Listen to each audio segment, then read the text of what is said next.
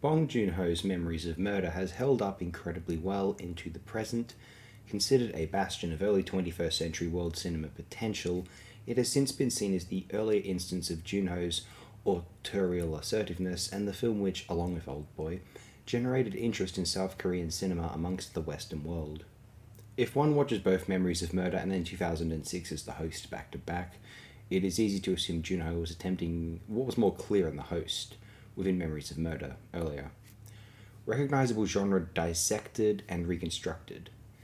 If The Host employed this in consideration of the old monster movie, then Memories of Murder was reflecting upon cops and robbers generally, but tensions between old-fashioned proto-psychological character analysis via cynical detectives and the more empirical data-based approaches engulfing the policing institutions of the developed world by the 1980s. Joon-ho deliberately matched his screenplay, co-written with Shim Sung-bo, to be reminiscent of a series of murders which occurred in South Korea during the 1980s within the city of Hwaseong. He himself inspired by a play composed with that event in mind.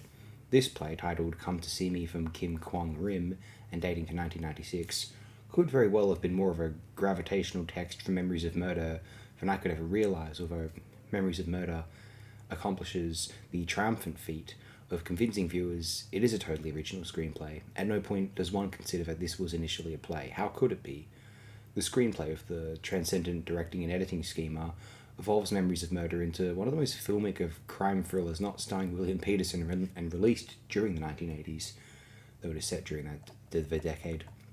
Some of the more potent, believable performances in all of Cops and Robbers cinema, some of the most engaging plotting, very actively and sharply edited, superlatively photographed by Kim Hyung-koo, Memories of Murder remains one of the most demonstrative exercises in contemporary, cross-cultural, universal, highly filmic yet seamlessly accessible as a mainstream feature achievements.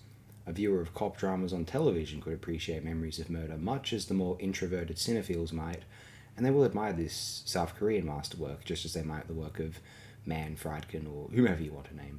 One of the world cinema staples which can appeal to a large majority of film audiences.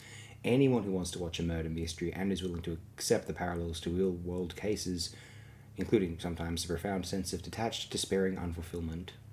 This is an extraordinary task to manage, and it does so seemingly without any effort.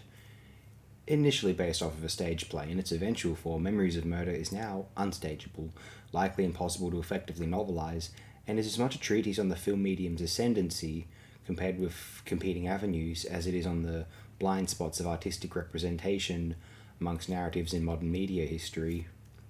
It seems that literature almost always has to match some representational mold. Even unconventional forms are tied to a disassembling of the conventional. In cinema, the composition of simulated lived memory is an essential element via which a connection to experienced reality is maintained in this artistic representation.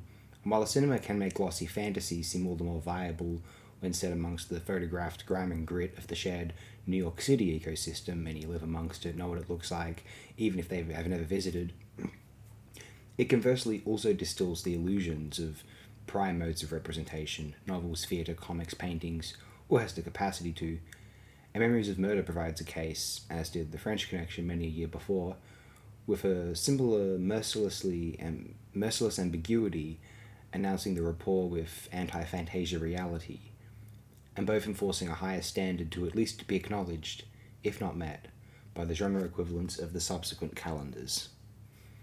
Essentially recommended to any and all adults, Memories of Murder, even considering the more recent and apparently enthusiastic popularity of Parasite, it still might be the more accessible of Bong Joon-ho's film works, one of his best to this present day.